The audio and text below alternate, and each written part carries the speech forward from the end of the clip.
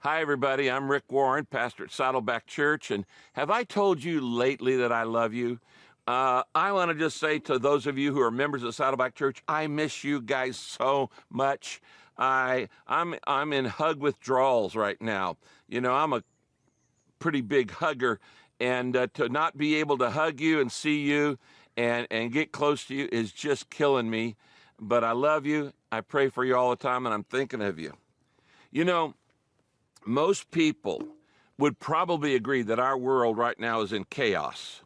These days are unlike any days we've ever had in our lifetime. In fact, in 2,000 years of the church, churches have never been shut down for worship this long of a period for any reason at all. We are being tested in many different ways and many different angles. And these tests that we're facing are not small ones. Governments are being tested. Businesses are being tested. Schools are being tested. Churches are being tested. Families are being tested. And each of us individually are being tested during this season in 2020. Now today, we're in part 23, if you can believe that, 23 of our series through the book of James called The Faith That Works When Life Doesn't. And today, I want us to look at a faith that passes the tests of life, a faith that passes the tests of life. Many of you have written to me in the past few weeks expressing concerns and questions and even anxiety about the massive changes that appear to be taking place in our society during this very, very unusual year. So in the next few weeks, what I want to do during this series of James, I want to address those issues and answer your questions that you have raised. We're going to do that in the next couple weeks. Now, all of the answers are right here in God's Word, and James, for one reason or another, is the book to look at during this pandemic. Now, to get started looking at these tests of life, we need to return to the very first verses 2 and 3 of the book of James. I want to read it from the Message paraphrase, all right? Let me read you James chapter 1, verses 2 and 3.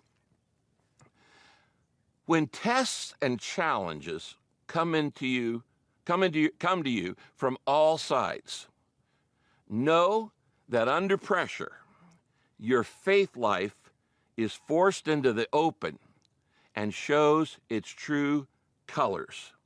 Your faith life is forced into the open and shows its true colors. Now, what this tells me is that the true test of your faith is not how high you jump praising the Lord in good times, but rather the test of your faith is how straight you walk in tough times. This is where the true colors of your faith are revealed. And when you have to choose between doing what the Bible says to do or doing what you feel like doing or what our culture tells you to do, that's the greatest test of faith.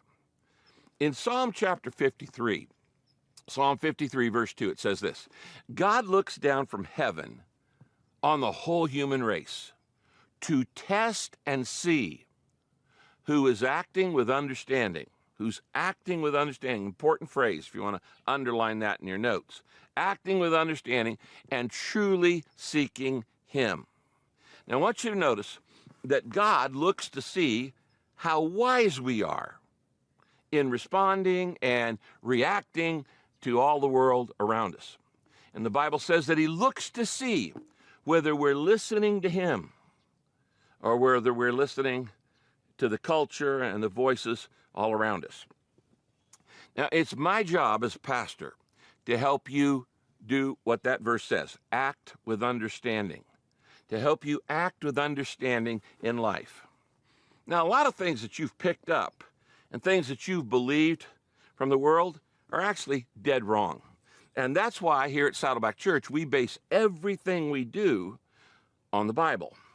My goal in this series and in every other message is to help you see your life, see your relationships, and even all of the issues in our cultures that cause you anxiety from a biblical basis and worldview. That's because God's word is always the truth, and the truth sets you free. But just because you've been saved by Jesus does not automatically mean that you have a biblical worldview. And the reason why you may not have a biblical worldview is because you spent far more time watching the news than you have in reading the good news of the Bible. Or as I said in the last message, you spend more time on Facebook than getting your face in this book, the book, God's book. So you can be a Christian for years and still not be acting with understanding, acting with biblical basis. You know, I might watch something happen in society, and if I don't know what the Bible says, I might react in a scared way, or I might react in a self-centered way, or I might act in a sinful way, or a scornful way, or a smug way, or even a stupid way. Christians do it all the time. If I'm not basing my behavior on the Bible, I'm going to be wrong every time. The problem is that the Bible often tells me the truth, and that truth upsets my biases. That's why it's a test of faith. And the way you and I react to the daily events in the world reveal the true colors of our faith. Now, not only does God test your faith with circumstances, he also tells us that we can test ourselves too. We can do a self-test. Did you know that? You can test your own faith. 2 Corinthians chapter 13, verse 5 says this, New Living Translation. Examine yourselves. Examine yourselves. That's a self-test. To see if your faith is really genuine. Test yourselves. Okay? Now, I want you to use these next few weeks, these next few messages, as a personal checkup to evaluate your faith. Now, let me say this. God can't test your faith with stuff that's already happened. Okay? It's over. But he has to use current events. You can't be tested on things in your past because those can't be changed. They're over. They're done with. And you can't be tested about events in your future because they haven't happened yet, and you're not there until you get there. So God has to use what's happening in the world right now to test your faith. Fortunately for us, there's plenty of current problems happening right now where God can see really how much you trust him, how much you love him, how quickly you obey him when he tells you to do something, and whether or not you act with understanding, you act with biblical understanding. God is watching both your actions and your reactions to see how well you think and speak and feel and act like Jesus. Now, in the days ahead, in the next few sessions, we're going to look at how Jesus wants us to respond to 5 current issues. These 5 current issues that are impacting our lives. You've written to me about them, you've asked about them, and every one of them are testing your faith. Now, let me just list for you the 5 big tests of faith that I see going on in the contemporary environment around us. Okay? Your faith is being tested 5 ways these days. The first test, of course, is the COVID-19 pandemic. And I call that a viral infirmity test. Viral infirmity test. An infirmity is an illness or a sickness, and a viral infirmity is an illness you get from an invisible virus. That's the first test. Another test is the social instability test. And I'm talking about all the violence and the rioting and all the stuff that we're seeing going on in our cities. And that's upsetting a lot of people. Another test, third test, is the financial insecurity test. And millions of people are facing that one right now because they're out of work. They have no job right now. And nobody knows what the world's economy is going to look like. Another test that's happening right now around the world is the racial inequality test. Is anything really going to change? It's been brought to the forefront by some very unfortunate events. People have been killed. Will it really change anything? That's a test, the racial inequality test. And then another test, and everybody knows about this one, is the political incivility test. Because we're in a political election season, and the divisions are deeper, and people are trash talking each other like never before. In fact, I think hatred and bitterness is at an all-time high, higher than any other time I've seen in my lifetime. People really are not voting for candidates as much as they're voting against a candidate they don't like. Now, any of these 5 contemporary circumstances by themselves would test your faith. But when you add them all together, they add up to a giant test of how Christ-like you really are. God is watching how you react to these 5 things. Do you think? Do you feel? Do you speak? And do you act like Jesus in each of these 5 areas? Now, we don't have time to cover all 5 issues in a single message. So today, we're just going to consider the first test, okay? But we'll get to all the others, okay, eventually. Now, here's the first test. God is testing our faith through viral infirmity. That's the pandemic, the COVID-19 pandemic, the viral infirmity. Now, I said earlier, infirmity is just an illness. It's sickness. And a viral infirmity is an illness that you get from a virus. Now, what makes this COVID-19 virus so dangerous is that it's not just like the seasonal flu. There are 5 unusual characteristics about this COVID-19 that make it a test. First, it's lethal. It's deadly for some people. It can kill you. It's already taken the lives of over 200,000 people in America alone in just 25 weeks. And it's nowhere near the end. So it's serious. It's deadly. Number 2, it's what's called a novel virus, which means we have no prior human immunity. We have no vaccine for it. We have no cure for it. They're rushing to do this, but it's a novel virus. Nobody's got the cure or the vaccine.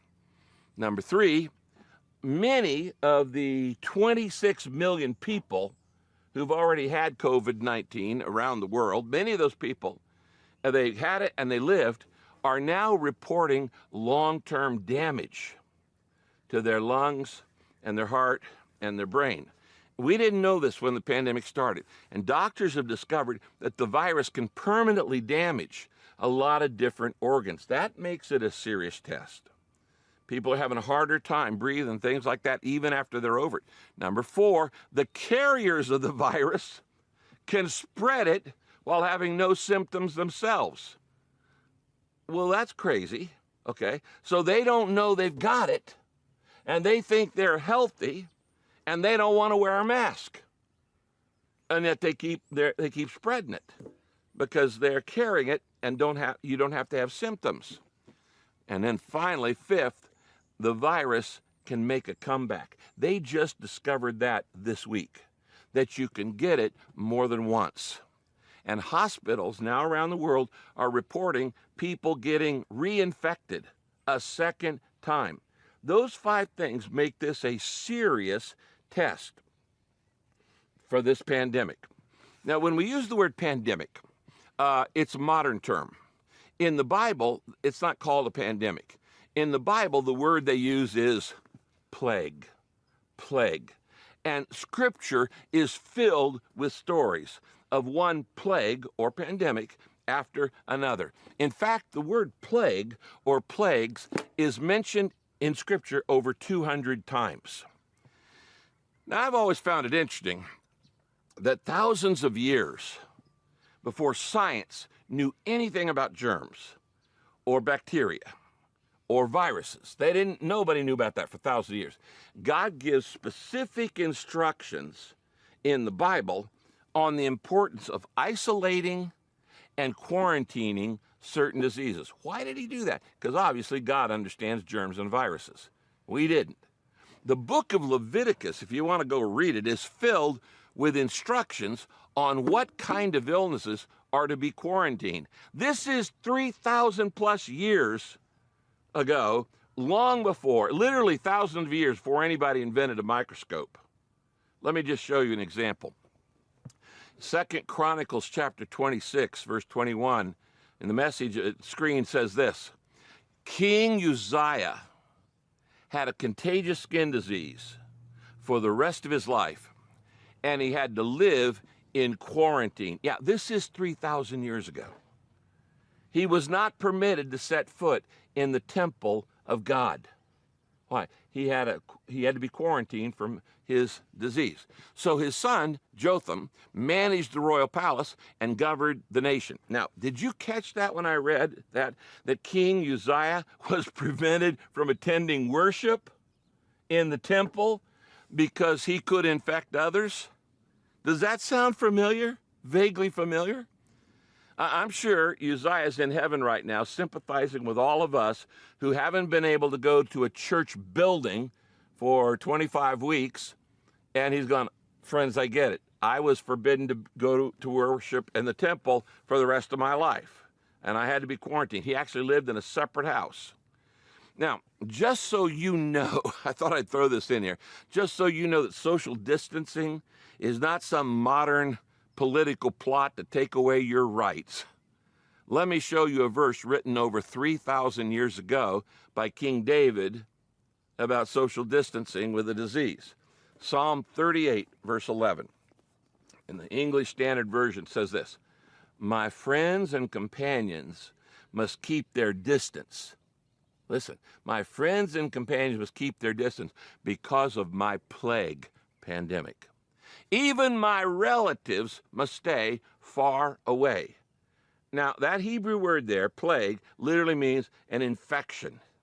And evidently, David got sick with some kind of contagious illness.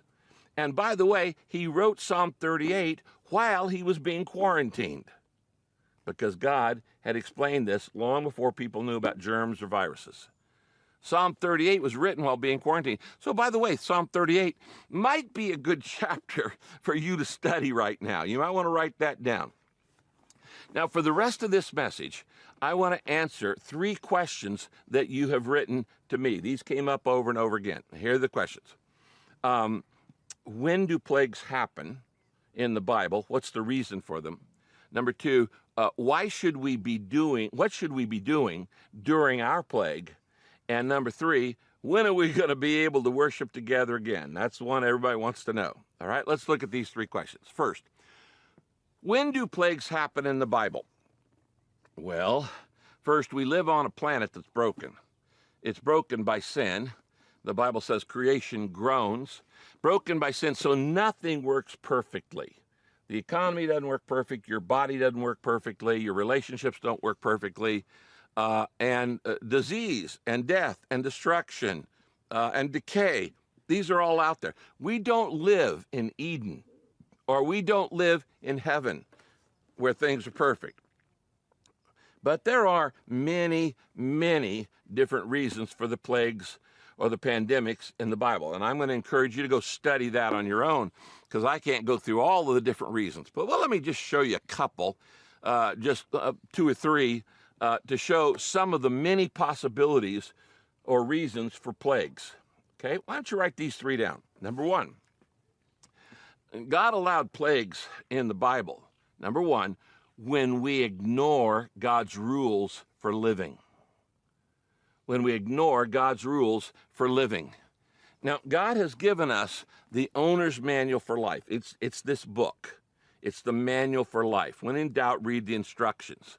And in it, we find all the laws that God established for living a happy, healthy, holy, and productive life. You want to live a happy, healthy, holy, productive life? It's all here. Now, when we follow God's plan, things work out well. But anytime we forget God and we ignore the playbook, then we disobey what God tells us to do, and we do whatever we please, then things start falling apart in your life. They fall apart physically. They fall apart emotionally. They fall apart financially. They fall apart relationally, and every other way. You see, we really only hurt ourselves when we doubt God's goodness and when we disobey what he tells us to do. Now, this happened many, many, many times in the Bible. Every time they forget God, turn away from God, they'd go into problems. And one of those problems would often be a pandemic. Psalm 106 says this, verse 14 and 15. The people soon forgot God and what he had done for them. And they wouldn't wait for God's plan. Notice that. They got in a hurry. They forgot God, and then they wouldn't wait for God's plan. Instead, they became greedy, and they let their cravings run wild, all kinds of sexual cravings, food cravings, material cravings. They tested God's patience. So, it says, God gave them what they wanted, but he sent a plague along with it. Hello? What just happened here? They're testing God. It says they wanted to give into their wild cravings. I want to do what I want to do when I want to do it. Sexually, morally, physically, monetarily. And it says they forgot God. So God said, I'll just give you what you want. But he sent a plague along with it. Now, what does that mean? What does that mean? Well, it means that there are often unwanted consequences to getting everything we want. It's not always a good thing to get everything you want. Having all you want to eat, whenever you want to eat it, can lead to obesity and diabetes and high blood sugar and a host of other diseases. Having all you want to drink, anytime you want to drink it, can lead to alcoholism and heart disease and stroke and liver disease and cancer and many, many other illnesses. God gave us very clear guidelines so we would not abuse or misuse or pervert his gift of sex. But the sexual revolution abandoned all of those guidelines in God's word. And what did it happen? It gave us pandemics. The pandemic of AIDS, of STDs, sexually transmitted diseases, the pandemic of broken hearts, the pandemic of broken families. You know, it's widely known. I've talked to a lot of doctors about this. It's widely known in healthcare that a majority of the illnesses people suffer, they say over the majority of people in hospital right now, they're there because it was caused by our own lifestyle choices. It wasn't something out of their control. It was in their control. But they ignored the healthy principles that God teaches in his word. We think we know better. So sometimes there was a plague because people just ignored what God said to do, and then there were consequences to it. But there's another reason. Let me give you a second reason plagues happen in the Bible. And it was this.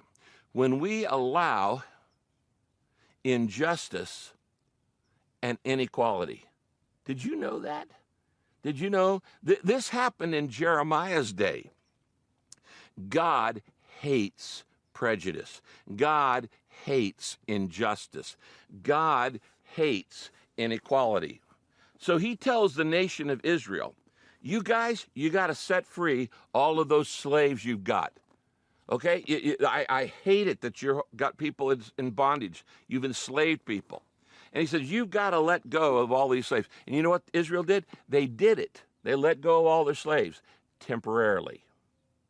But then they reneged on their promise to God, and they started enslaving people again. This is going on in Jeremiah's time. And that was the final straw for God. He's seen enough of their injustice and treating people inhumanely and without justice. And here's what God tells them in Jeremiah 34, verse 17. God says this, a short time ago, you repented and you did what was right. You freed your countrymen who've been slaves. You even made a covenant with me about this in my temple, showing dignity to everybody. But he said, but now you've changed your mind and you dishonor me. You have enslaved them again in a new slavery. Therefore, here's what I'm going to do. God is ticked off. I hope you can hear the anger in his voice. Since you disobeyed me by not giving freedom to all of your countrymen, I'm going to give you some freedom, quote, I'm going to give you some freedom, the freedom to die by war or plague or famine. And you will be considered a disgrace by the other nations of the world. He said, any nation that keeps people enslaved, keeps people put down, pays them slave wages, he said, you're going to be considered a disgrace by the other nations of the world. Can you hear the anger in God's voice? God hates slavery. He hates it when people are not treated with dignity and when they're deprived of their liberty. Do you know what happened right after God said what I just read to you in Jeremiah? He allowed the Babylonian king, a guy named Nebuchadnezzar, to come in with his armies and take over Israel with his armies and destroy, literally flatten the city of Jerusalem and take most of the nation captive as slaves back to Babylon, where they would be slaves for the next 70 years. Hello? That would cure Israel permanently of two sins, the sin of slavery and the mistreatment of immigrants, which God had been telling them along too. Okay? So he says, you know what? Sometimes in the Bible, there was a plague because people were being treated unequally, with inequality. And he says, look, if you find a nation that's doing that, they're being set up for a plague. Then let me give you one last one, because there are many, okay, possibilities. But when leaders sin and disobey God, it often brings a plague on everybody else.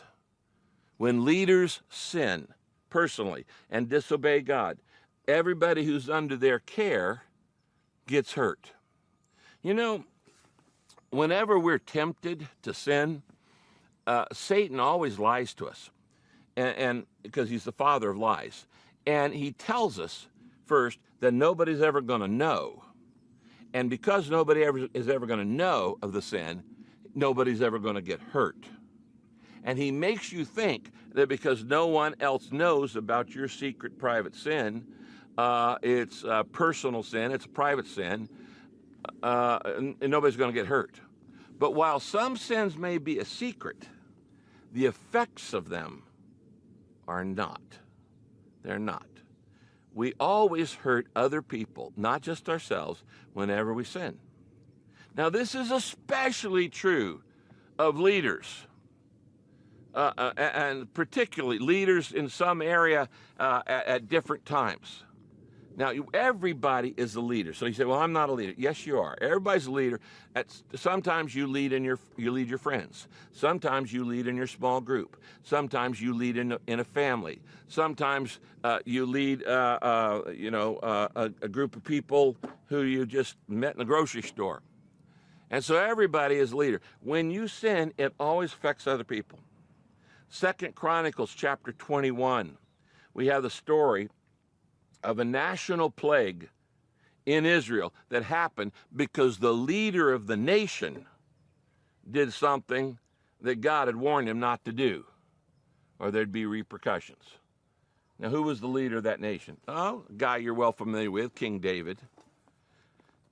God told David not to do a certain thing, and David pridefully ignored it and did it anyway as the king, as the national leader. And it brought a plague on the entire nation. And you know how many people died? 70,000 people in a plague because of the leader's personal sin. When David realized all the pain that he had caused by his own sin, he was broken. And he humbly cries out to God.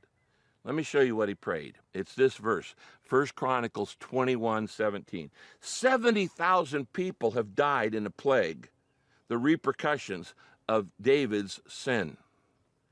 And in verse 17, David says this. He prayed to God. Was it not I who ordered this? I'm the one who has sinned. I'm the one who's done wrong. These people are innocent. What have they done? So, oh Lord, my God, let your hand fall upon me and on my family, but don't let this plague remain on all your people. Now, this is a very powerful reminder of how our own actions can actually bring a plague on other people, hurt so many others, if we're not walking in the will of God. You may not be aware of some sin that you've committed that has hurt other people. But if God brings that sin to mind, I encourage you to confess it immediately and to ask for forgiveness. Now, while I've given you these 3 examples of just different reasons, there are many, many others for plagues, different reasons why plagues happen. I want to warn you, listen closely, as your pastor who loves you, I want to warn you and caution you about presuming that you know the reason why bad things happen, because you don't, and I don't. Most of the time, we have no idea why bad things happen to good people or to bad people. We don't know the reason behind much of the suffering in the world. When people say, why do people suffer? I'm going, I don't know. It's one of the questions on my list for heaven. I don't know. It is presumptuous to even guess. This is what Job's friends did. Job got sick, and he lost everything, and all 3 friends said, Job, let me tell you why you're sick. Let me tell you why you're in this plague. Let me tell you why you've lost everything. None of them were right. And at the end of the book, God rebukes the friends, going, you guys were talking out of your own ideas. I didn't say that to you. So don't get busy thinking about you know the answer when you see somebody hurting really bad, that you know the reason. You don't. Also, at the same time, I want to caution you to ignore anybody else who arrogantly thinks they know the reason for somebody else's suffering. They don't. You know, why am I saying this? Because during this pandemic, the last 25 weeks, I've heard a few people make prophecies about COVID-19, saying with a lot of authority in their voice, this pandemic is the judgment of God on America. I've actually heard that. This pandemic is the judgment of God on America. Well, I want to tell you, as pastor and as a student of the Bible, that I've been studying this book for nearly 50 years, I can tell you they're dead wrong. The pandemic, the COVID-19, is not the judgment of God on America. Now, I can tell you the 2 reasons for it. They're right that God deserves, that America deserves to be judged by God. They're right about that. And if God did decide to judge America, he'd have many, many legitimate reasons for doing so, if he chose to do so. But I want to assure you that this current pandemic, COVID-19 virus, is not the judgment of God on America for 2 reasons. First, because the whole world's suffering from it. So if God just wanted to judge America, he missed, okay? Because it's all around the world. Everybody's suffering from this, and that would be unnecessary suffering. But more important, it's not the judgment of God, because I want to remind you of this, because every time the reason I'm saying this, because every time there's a disaster like Katrina or hurricane or fire or earthquake, some smart mouth is going to attribute it to the judgment of God. But God tells us in the book of Peter how to actually recognize the judgment of God. 1 Peter 4:17 says this. Look at this verse. For when the time of judgment comes, judgment must begin. Who? With who? With the family of God, in the house of God, with God's own family, with God's children. When God's judgment actually does come, he's going to start with Christians, not a bunch of unbelievers. He's not going to arbitrarily go out there and start having a plague that hurts people of all different kinds, people who know and people don't know. The Bible says judgments must begin with the house of God. Well, it didn't start with Christians. And COVID-19 has affected a whole lot more than just believers. But the Bible says in the real judgment of God, we will be first to be judged because we know the most. We're the most accountable. We're the most responsible. So you can put that to rest. Somebody says this is the judgment of God on America. It's wrong for both of those reasons. Now, what should we be doing? That's the second question. What should we be doing during our plague? Well, two things. Keep on continuing these two things. Number one, continue to worship. Okay? Pray. Ask God to end the pandemic. You do what David did when he caused the pandemic. You keep praying until the pandemic ends. 2 Samuel chapter 24, verse 25. It says this, David built an altar to the Lord, and he gave offerings of worship to God. And the Lord answered his prayer, and the plague was stopped. We need to do what David said to do, what he did. Build an altar in our heart, build an altar in our home, pray, worship God, and ask God to end this. And said God heard David's prayer. He caused it, that particular plague. But the plague was stopped when David worshiped God. Continue to keep worshiping God in your home, in your small group, wherever you can. And the second thing we do is continue to serve other people. Continue to serve other people. And of course, during this pandemic, there's so many people with needs right now. Every kind of need you can imagine. And if you can volunteer, if you have the time to do that, we need you to volunteer if you can. You know, in my study this week, when I studied all of the plagues in the Bible, from Genesis to Revelation, there was interesting, one particular verse stood out to me that I thought represents what God wants each of us to do during these days. It's in the book of Numbers, chapter 16. It's verse 48. And it's one of the other plagues. It's when Moses and Aaron were leading the children of Israel. And it says in Numbers chapter 16, verse 48, during this plague, it says, Aaron the priest stood between the living and the dead until the plague was stopped. Now, let me listen to this verse again. Aaron the priest. You know, we're all priests. That's what the Bible says in Peter, that you don't have to go to a priest to confess. You can confess directly to God. Every believer is a priest, the priesthood of every believer. Aaron the priest stood between the living and the dead until the plague was stopped. I think that's a job description for every Christian right now.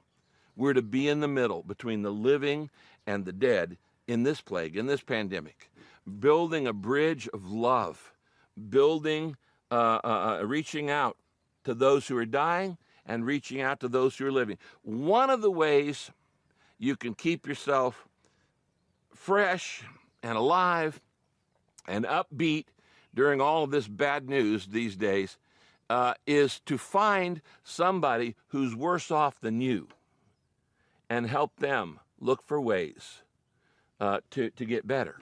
And if you'll look for ways in your own life to serve others who are going through the tougher time than you, it gets the focus off you and your problems. For instance, if you're living at home without kids, you've got your own set of problems in this pandemic.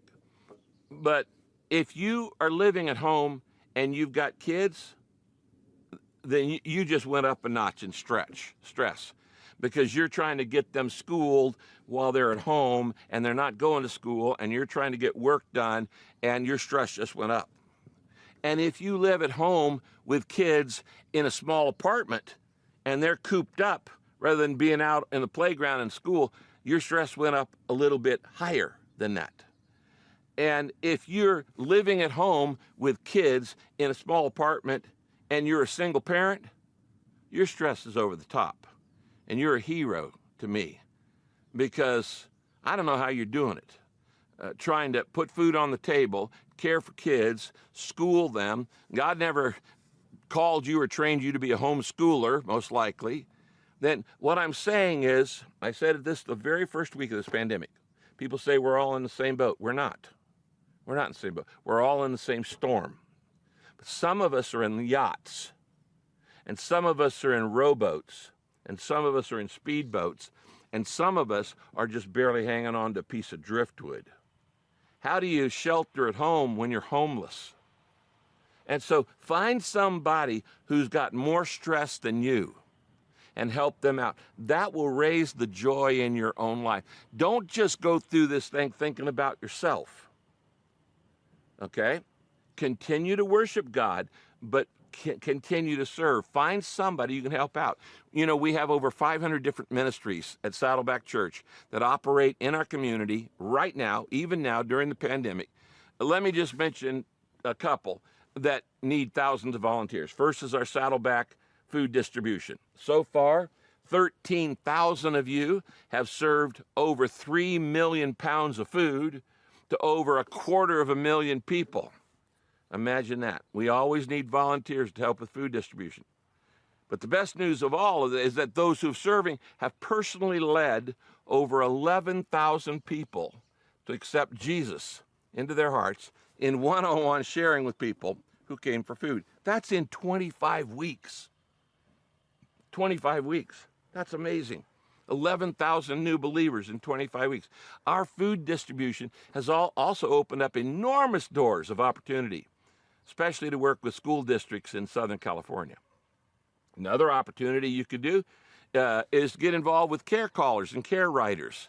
These are people who either call or write letters to people who are homebound or quarantined in their home because of their age or their health, and they just need encouragement. You could do that.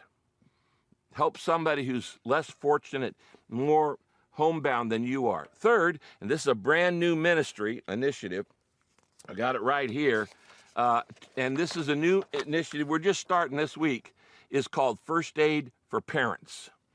And this is to help parents and kids and teachers this fall. First Aid for Families. First Aid for Families.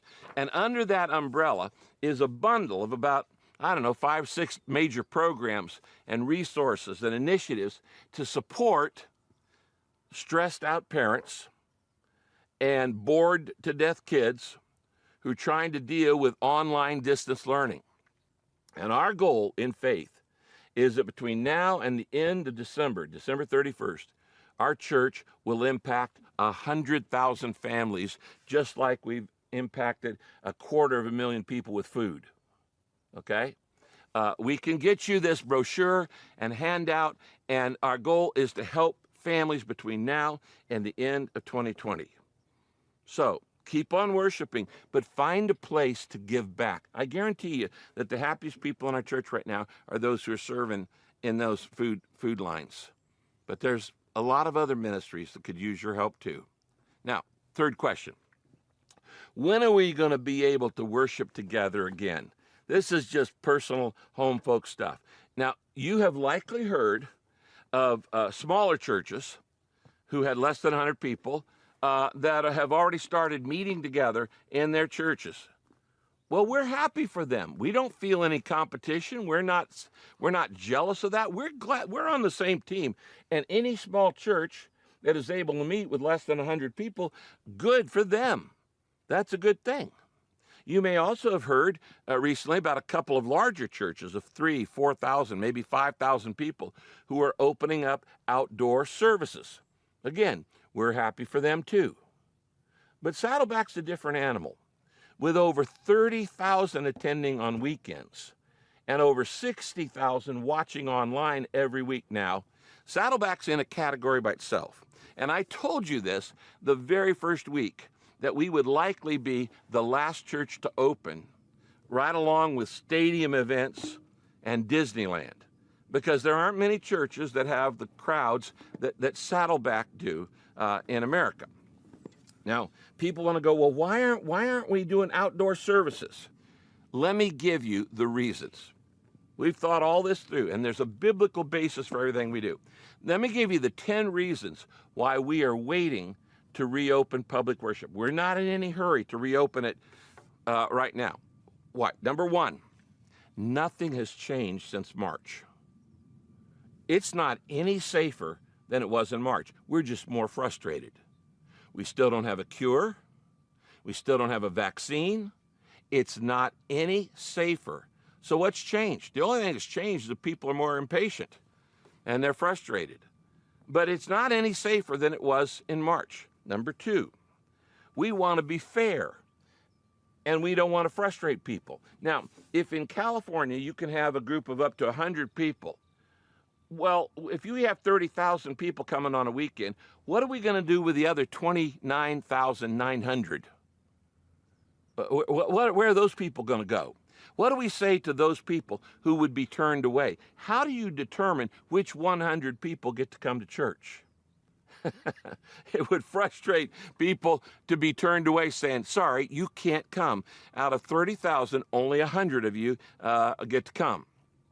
Number three, this is a safety issue, why we're not doing it. It's not a First Amendment rights issue. You know, some churches, and I hear them loudly complaining that not being able to have worship services is government infringement and limiting the freedom of religion and the right to assemble. Well, they might have a discrimination case if everything else was open and only churches were closed. But every other large assembly is still closed, including theaters and concerts and even sports events, even ones that are outside in stadiums. There's no baseball, there's no basketball, there's no football. We're not being discriminated against as a church. This is a health issue. It's a safety issue, not a First Amendment right issue. When they open up all those, and if they don't let us, now we start complaining. Number four, some churches are willing to gamble with the health and the safety of their members by opening before we have a vaccine. And that's their right. But I think they're being very unwise. And as your shepherd, your pastor, who loves you, and as someone who's commanded and called by God to protect this flock, I am not willing to gamble your life just so I can have a live audience to preach to. Sorry, it's just you're more important. I don't want to be a super spreader. I don't want you to be a super spreader. And in a church our size, contact tracing would be impossible. So it's a safety issue, and it's a love issue. We care about you. We're doing this to protect you. Number five. This is a big one. I want you to hear it. Our church is far more than a worship service. We have 5 purposes in our church as a purpose-driven church. Worship is one of them, but we also have fellowship, discipleship, ministry, and outreach. And we have 5 purposes and 5 circles. And this pandemic has revealed a fundamental flaw in a lot of churches, and that is this. Most churches only have one circle. They only have a worship service. And if they can't have that, they don't have anything. They're a one-purpose church rather than a 5-purpose church based on the Great Commandment and the Great Commission. Our church is built on 5 purposes, as I said: fellowship and worship and discipleship and ministry and evangelism. And we have a circle of commitment, a program for each of these 5 purposes. And while worship got shut down, the other 4 purposes have been going full and strong and even growing during this time, during the COVID crisis. So, it's incorrect to say that Saddleback has been closed during COVID-19. It's just incorrect. We're very, very open. The only thing that's closed is the weekend worship, and it's temporarily closed. Everything else we're doing ministry to literally hundreds of thousands of people. We're doing outreach, reaching 15, 16,000 people in total for Christ. We're doing discipleship and fellowship in our small groups. In our weekend, even in our weekend worship, we're growing. In January, before COVID hit, we were averaging about 45,000 people in worship, about 30,000 coming to all of our campuses, and about 15,000 watching online. But since we had to move to totally online service only, our worship attendance has more than doubled in the past 23 weeks. That's the greatest growth in the shortest time we've ever seen in 40 years of history of Saddleback Church. We certainly aren't foundering. We're growing rapidly, probably more than any other church during this time, because many people are turning to God. Number 7, we're winning more people to Christ right now than at any other time in our history. As I said, over 5,000 new believers have come to Christ through these online services in 23 weeks. We've never had that many people saved in 6 months at any other time in our history. Number 8, our outreach strategy is the exact opposite of a lot of other churches. Our executive pastor, Steve Johnson, is on a call with the other executive pastors of the largest churches in America, at least monthly and sometimes every other week. And all the other churches, and most churches I know, are always talking about how do you get the community back in the church? How do you get them back in the church building? How do you get the community back in the church? Saddleback from day one took the exact opposite strategy. How do we get our church into the community? And when COVID-19 began, 126 food pantries shut down in Southern California. So Saddleback invented a new way to do food pantries in order to feed hundreds of thousands of people. And we went out and started over 400 of these pop-up food pantries before, when the pandemic hit. we had three existing pantries before COVID, and we were feeding about 2,000 families a month who were either out of work or just needed help supplementing their income. But when we invented the pop-up food pantry and launched the distribution in over 400 new locations in Southern California, by partnering with schools and businesses and hospitals and even with the Orange County Board of Supervisors, Saddleback has now become, and we're ranked, the #1 free food distributor in Southern California. Why? Because we weren't focusing on getting the church back in, getting the people back into the building. We were focusing on getting the church out in the community. That's what Jesus said to do. Number 9. The Bible says that there's a time for every purpose under heaven. Okay? There's a time to heal. There's a time to go to war. There's a time to laugh. There's a time to cry. There's a time to plant. There's a time to harvest. Time to root up. During this time, what's going on right now? We want our members focusing on maturity in our small groups and ministry and mission in the community. If we can't meet together and worship, we can do what we're doing right now. You can invite family over or small groups, sit, appropriately. We can do that. But when people express frustration to me that we haven't returned to large group worship, I always ask them the same 2 questions. First, are you active in a small group? And 2, are you serving in a ministry? You know what I found? That the loudest complainers are those who say no to both. They're not in a small group, and they're not serving in a ministry.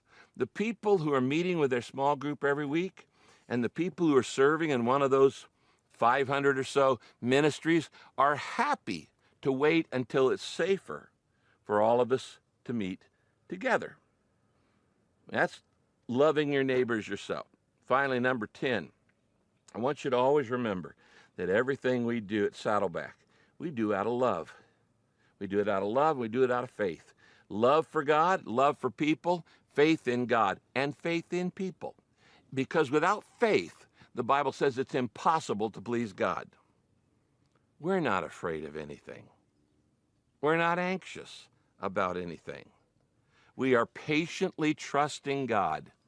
And while we are patiently trusting God and waiting for us to be able to return together in the fellowship we all want in worship, more people are coming to Christ than any other time in our history. You got to celebrate that.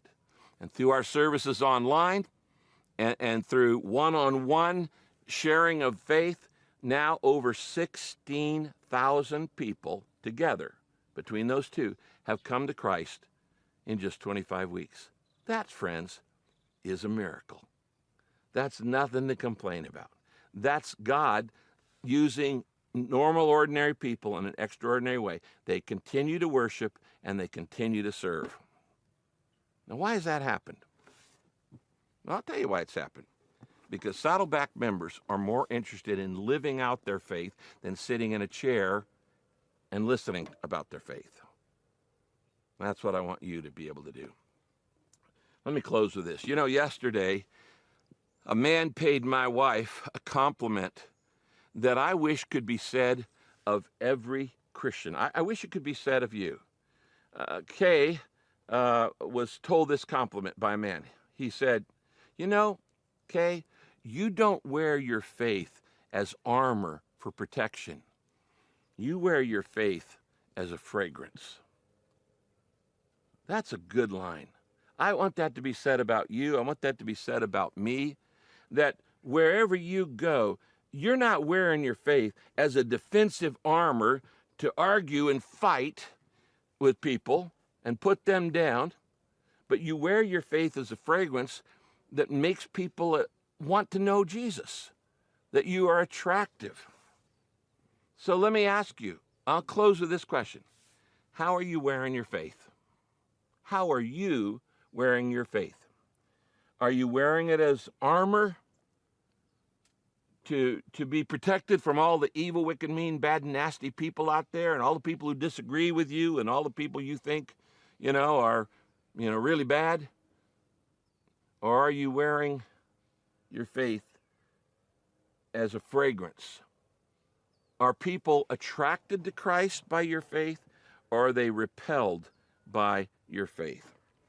I want you to think about that this week. Now, this next weekend, not this weekend, but next weekend, we're going to have a drive-through communion.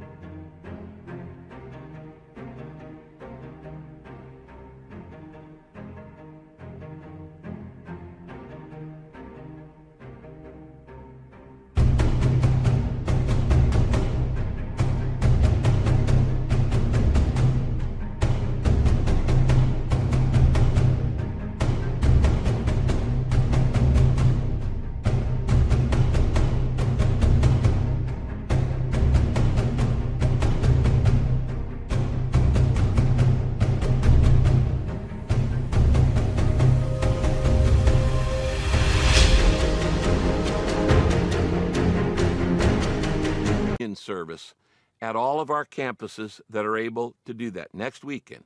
If you have a Saturday service, there'll be a Saturday communion, and if you have Sunday services, there'll be a Sunday communion. You'll get the information on that.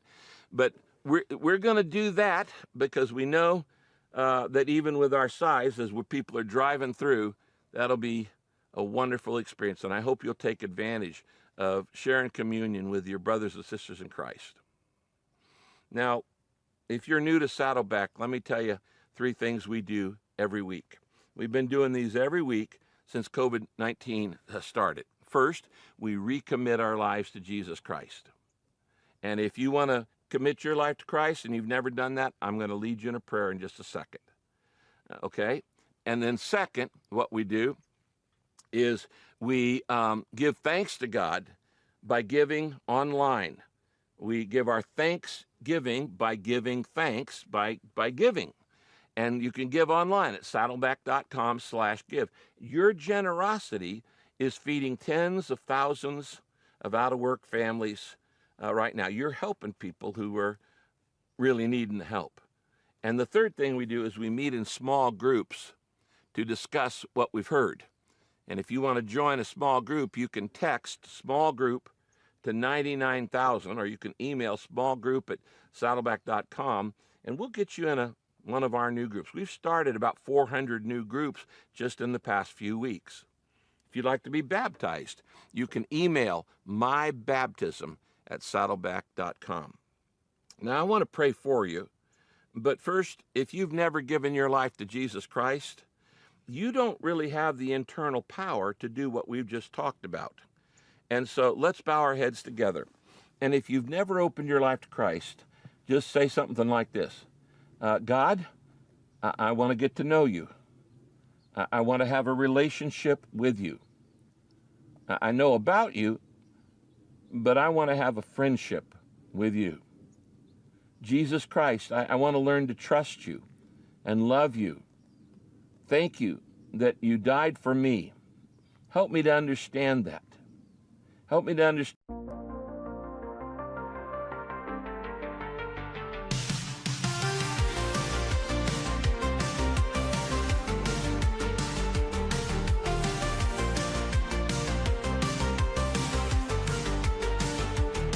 In a world of classic crossover dreams, sin-lit melodies, whispering schemes, they have female vocals telling tales untold. Indie rock beats turning hearts cold. We ride the waves of the night, lost in an all brought to light. Haunting echoes of the past, experimental sounds that forever last.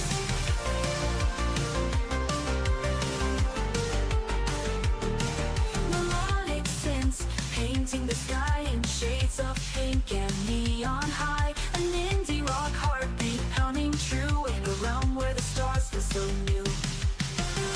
We ride the waves of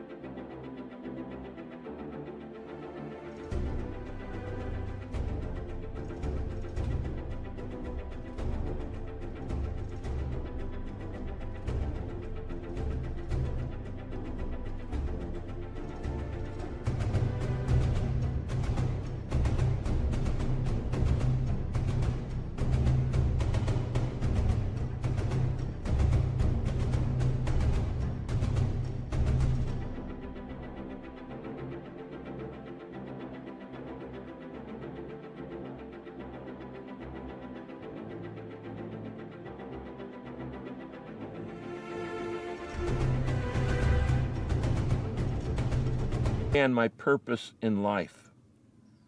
I ask you to forgive all the things I've done wrong, and I ask you to accept me into your home in heaven when I die, not because I deserve it, but because I've trusted you.